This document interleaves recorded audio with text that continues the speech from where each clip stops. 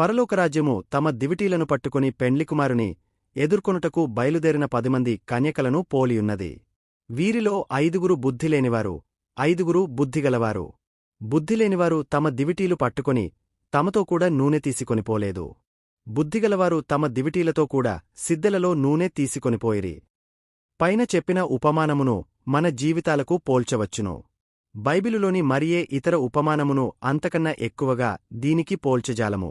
10 మంది కన్యకలవలె మీరు కూడా 2 తరగతులుగా విభజింపబడి యుండవచ్చును. మీలో కొందరు బుద్ధిమంతులను చూచుచున్నాను, మరి కొందరు బుద్ధిహీనులు. పైన చెప్పిన కన్యకలవలె మీరు కూడా చాలా నటించుచున్నారు. అయినను మీలో కొందరికి పరిశుద్ధాత్మ వరమున్నది, మరి కొందరికది లేదు. మీరు విభాగించబడే నమయము వేగముగా సమీపించుచున్నది. మీ మధ్య నిజముగా రక్షణ పొందిన వ్యక్తులు క్రీస్తుతో కూడా లోపల ప్రవేశింతురు. మిగిలినవారు నిత్యత్వము కొరకు వెలుపల విడువబడుదురు. ప్రస్తుతము నేను 3 ముఖ్యాంశములను మాత్రమే వివరించగలను. 1. దేవుని పిల్లలు బుద్ధిగలవారు, మిగిలిన వారు బుద్ధిహీనులు. మీలో దేవుని పిల్లలైనవారు నిజముగా బుద్ధిమంతులు. మొదటిగా ఈ జ్ఞానము లోకసంబంధమైనది కాదు. సహోదరులారా, మిమ్మును పిలిచిన పిలుపును చూడుడి. మీలో లోకరీతిని జ్ఞానులైనను, ఘనులైనను, గొప్పవంశము వారైనను అనేకులు పిలువబడలేదుగాని ఏ శరీరియు దేవుని ఎదుట అతిశయింపకుండునట్లు జ్ఞానులను సిగుపరచుటకు లోకములో నుండు వెర్రివారిని దేవుడు ఏర్పరచుకొనినాడు. 1 కొరింథీయులకు రాసిన పత్రిక 1వ అధ్యాయం 26వ వచనం 27వ వచనంలోక జ్ఞానము దేవుని దృష్టికి వెర్రితనమే. 1 కొరింథీ 3వ అధ్యాయం 19వ వచనం, తండ్రి, ఆకాశమునకు భూమికిని ప్రభువా, నీవు జ్ఞానులకును వివేకులకును ఈ సంగతులను మరుగుచేసి పసిబాలురకు బయలుపరచినావని నిన్ను స్తుతించుచున్నాను. మత్తయి సువార్త 11వ అధ్యాయం 25వ వచనం, బాలుర యొక్కయు చంటి పిల్లల యొక్కయు స్తుతుల మూలమున నీవు ఒక దుర్గమును స్థాపించియున్నావు. కీర్తనలు 8వ అధ్యాయం 2వ వచనం. లోతైన జ్ఞానము గలవారు ఎక్కువగా రక్షణ పొందలేదు. అధిక విద్యగలవారు, సూక్ష్మబుద్ధి కలవారు, ప్రపంచ జ్ఞానము గలిగిన వ్యాపారదక్షులు పలువురు రక్షణ పొందలేదు. తరచు కొట్టివారు గతించిపోవుదురు. అయితే దేవుడు ప్రపంచనటననెరుగని చిన్న బిడ్డను లేదా నాగలి దీనికి కారణమేమి? నా జ్ఞానము వలననే నేను రక్షణ పొందితిని అని ఎవరును పట్టిన సామాన్య వ్యవసాయకుని ఎంపికచేసి వారికి తన మహిమ నాపాదించును. అతిశయింపకుండుటకే. 2వది అయినను దేవుని బిడ్డలు జ్ఞానము కలవారే. ఈ లోకములో బుద్ధిమంతులు వీరు మాత్రమే. వీరు వస్తువులను లేదా పరిస్థితులను ఉన్నవి ఉన్నట్టుగా చూడగలరు. మీలో ఆచార్యులైనవారు పరిస్థితులను యథాతథముగా చూడరు. మీరు సమయమును నిత్యత్వమున ప్రవేశించు ద్వారముగా చూచుటలేదు. అదియే సత్యము. 70 సంవత్సరములు లేదా 80 సంవత్సరముల జీవితకాలము ఎంత స్వల్పమో మీరు గ్రహించుటలేదు. అది ఎంత వేగముగా ఎగిరిపోవునో మీరెరుగరు. దినములు త్వరగా పరుగెత్తు ఓడవలెను వేటను పట్టుకొనుటకు రివునపయనించు పక్షరాజువలెను దాటిపోవునని మీరు తెలుసుకొనరు. పోయిన సమయము తిరిగరాదనియు, కాలము అతి ప్రశస్తమనియు అది మారుమనసు కొరకు మాత్రమే వెచ్చింపవలెననియు గ్రహించుటలేదు. లేకునచో మీరీ విధముగా భక్తిగలవారి వలె నటించుచు దానిని వ్యర్థము చేయరు.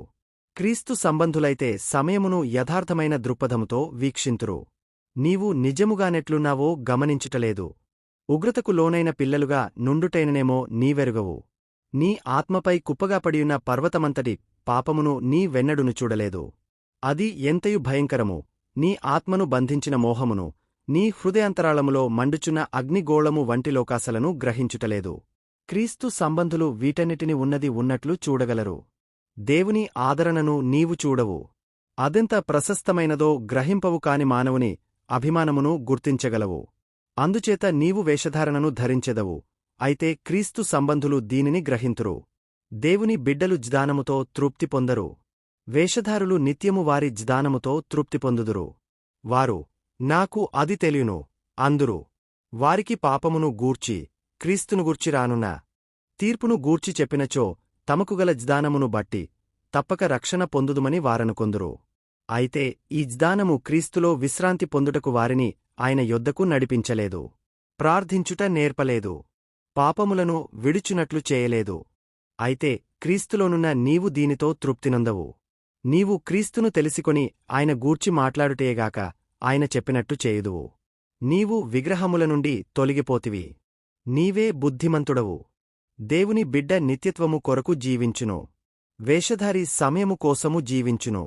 దేవుడొక్కడే జ్ఞానము కలవాడు. ఆయనలో వివేకపు ఊటలన్నీయునున్నవి. దేవుడు వెలుగైయున్నాడు. ఆయన యందు చీకటి ఎంతమాత్రమును లేదు. ఆయనవలె నుండుటైనగా నిజముగా జ్ఞానము కలిగియుండుటే. క్రీస్తునొద్దకు చేరిన మీరు దేవునివలె నగుచున్నారు. మీలో ఆయన ఆత్మయున్నది. ఆయన స్వారూప్యములోనికి మీరు మారుచున్నారు. మీరు దేవుని చిత్తముతో ఏకీభవించుచున్నారు. ఈ లోకములో ఆయనకు గల ఉద్దేశములతో మీరు ఏకమనస్కులగుచున్నారు. ఆయన ఆనందమే మీ ఆనందము. వేషధారులైన వారికి దేవుని పోలిక ఎంతమాత్రమును లేదు. వారు దానిని ఆశించరు. దానికొరకు అన్వేషించరు. 2 అనేక విషయములలో బుద్ధిమంతులు బుద్ధిహీనులు ఒకే రీతిగా ఉన్నారు. 3, 4 వచనాలు. కన్యకలు పెక్కు విషయములలో ఒకే విధముగనుండిరి. మానవ నేత్రమునకు వారు ఒకే విధముగా కనిపించిరి. అందరును కన్యకలే. బహుశ తెల్లని వస్త్రములు ధరించియుండవచ్చు. అందరి ముఖములు తెల్లగా అందముగా ఉండి యుండవచ్చును. ఆ 10 మందియు ధగ ధగ మెరియుచున్న వెండి దివ్వెలను పట్టుకొని యుండవచ్చు. అవి వెలుగుచుండెను. వారందరి ధ్యేయము ఒక్కటివలె కన్పించెను.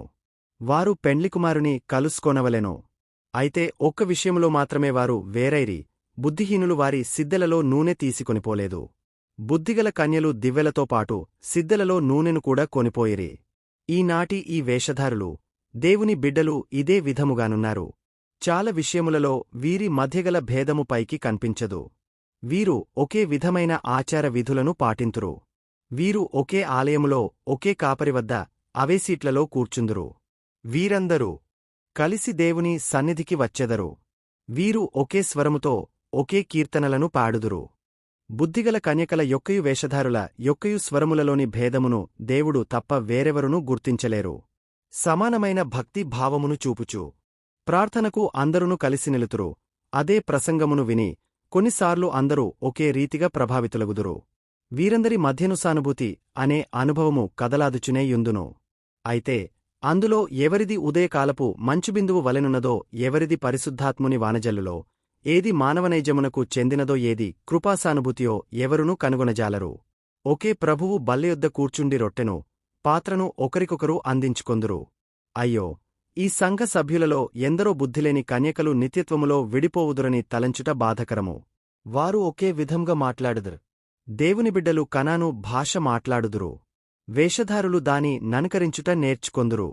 వారు పాపనిశ్చేత, మేల్కొలుపు, వెలుగును పొందుట, క్రీస్తును వెదకుట, ఆయనను కనుగొనుట, శాంతిని పొందుట మొదలగు అంశములను గూర్చి మాట్లాడుదురు. అయితే వారి హృదయములు నిత్యము దేవునికి దూరముగానున్నవి. వారు దేవుని కన్న సుఖానుభవము నెక్కువగా వాంఛింతురు. క్రీస్తును గూర్చియు నూతన జన్మము పరిశుద్ధాత్మని గూర్చియు మాటలాడిన వారి కెందరికో నరకాగ్నిలో నాలుక తడుపుకొన ఒక చల్లని నీటి బిందువు కూడా లభించదు. ఎంత విషాదం! వారు అవే ప్రార్థనలు చేయుదురు. దేవుని బిడ్డలను గుర్తించుటకు గొప్ప సాధనము ప్రార్థన. ఇదిగో అతడు ప్రార్థించుచున్నాడు. అతడు ప్రార్థించుటకు ఇష్టపడును. అయితే వేషధారులు కూడా దీనిని అనుకరింతురు. జీవించుచున్నారను పేరు మాత్రమున్నది కాని వారు మృతులే. చాలాసార్లు వారు ఏకాంతముగా భారముతో ప్రార్థింతురు. బహిరంగముగా ఎంతో శ్రద్ధాసక్తులతో, దున్హకముతో ప్రార్థింతురు. అయినను పాపములోనే నిత్యము కొనసాగుదురు. అట్లు జీవించుచున్నామని వారికి తెలియును. అయ్యో, అదెంత విషాదము! ఇట్లు అనేకసార్లు ప్రార్థించిన మీ స్వరములు, ప్రభువా, ప్రభువా, తలుపు తెరువుము అని కూడా కేకలు వేయవచ్చును. దేవుని యొక్కయు గొర్రెపిల్ల యొక్కయు ఉగ్రత నుండి కాపాడుటకు మామీద పడుడని మీరు కొండలతో చెప్పవచ్చును. వారు అదే బాహ్య నడవడి కలిగియుందురు. పాపమును తప్పించుకొనుటయే దేవుని బిడ్డలకు నిజమైన గుర్తు. వారు తమ పాత స్నేహితులను, పాతమార్గములను విడిచి పారిపోవుదురు. వారు దేవునితో నడుచుదురు. బుద్ధిలేని కన్యలు దీనిని కూడా అనుకరింతురు. తమ ప్రభుని కలుసుకొనుటకు వారును బయలుదేరుదురు.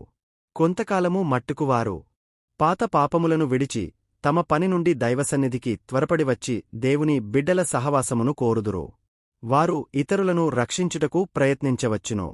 దీనిలో వారు బహు ఆసక్తిని కనుపరుతురు. ఈ విధముగా భక్తిగలవారిని పట్టుకుని వ్రేలాడు వారెందరో త్వరలోనే వారినుండి విడివడి దయ్యములతోనూ దుష్టులతోనూ బంధింపబడుట ఎంత విచారకరము!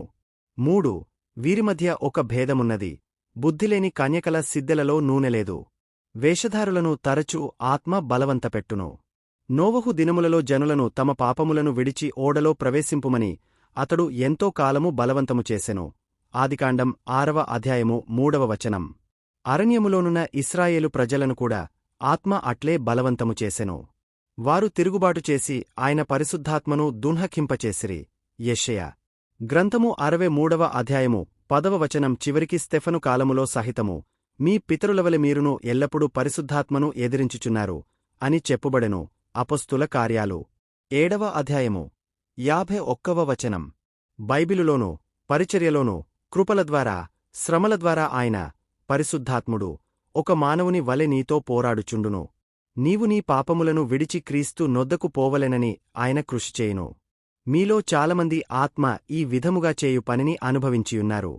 అయినను వారు పరిశుద్ధాత్ముని ఉపదేశము పొందలేదు. రక్షణ పొందిన వారందరూ ఆత్మచేత దేవునిచేత సమస్తమును నేర్చుకొందురు. ఇది లేకుండా ఎవ్వరునూ క్రీస్తునొద్దకురారు.